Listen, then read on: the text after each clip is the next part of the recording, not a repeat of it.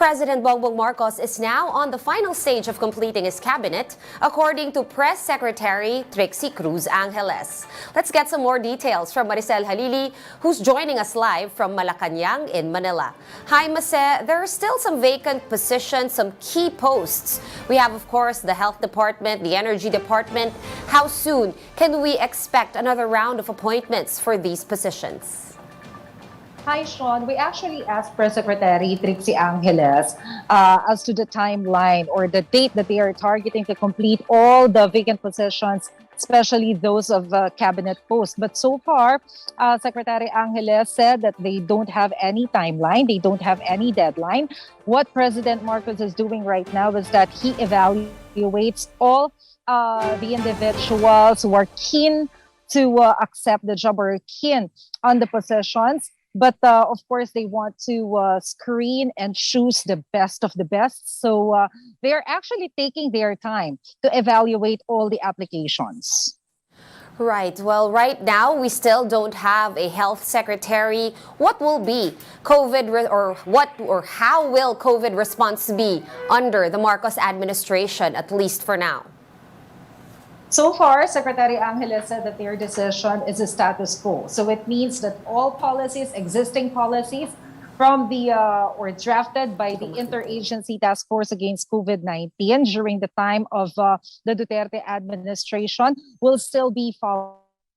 The possibility of changing these policies can only be seen once the appointment for the new health secretary is already done. But for now, since there is no appointment yet, everything will be status quo. Right. Marcos Jr. took on one key cabinet post, that of the Agriculture Department. Do we have any information on what his immediate plans are for agriculture? During the press briefing of Secretary Angeles earlier here in Malacanang, we actually asked her what's the marching orders of President Duterte, being also the Agriculture Secretary. But Secretary Angeles refused to answer it for now. She said that it is better to wait for the executive meeting to end.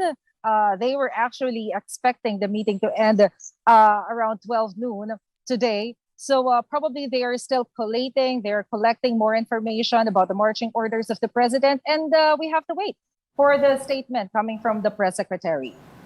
And while we wait for that, Mase, we are curious to know, will the president be going on state visits anytime soon? What is his schedule like, at least for the next couple of weeks?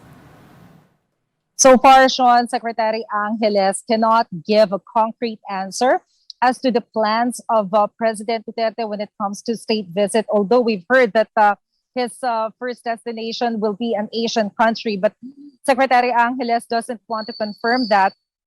We also asked if President Marcos has already accepted the invitation of U.S. President Joe Biden to visit America.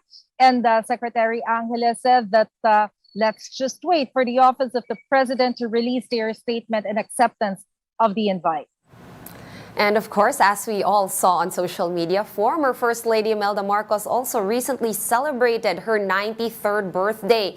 And we heard there was a party. We saw some photos online. Has the palace released any statement on this party? And is there a policy on social events that concern the president? Sean, unfortunately, Malacanang Palace, Office of the Press Secretary, refused to give any statement about the 93rd birthday party of former First Lady Imelda Marcos, which was held at the ceremonial hall here in Malacanang last Saturday. They said that they will only give statements about issues which is of public interest. And for them, this is not considered as a public interest. The only assurance that they give us is that President Marcos will stick to the rule of law. So they will not violate any law with regards to social gatherings, even if it actually took place here in Malacanang. All right, thank you so much for those updates. Maricel Halili reporting to us live from Malacanang in Manila.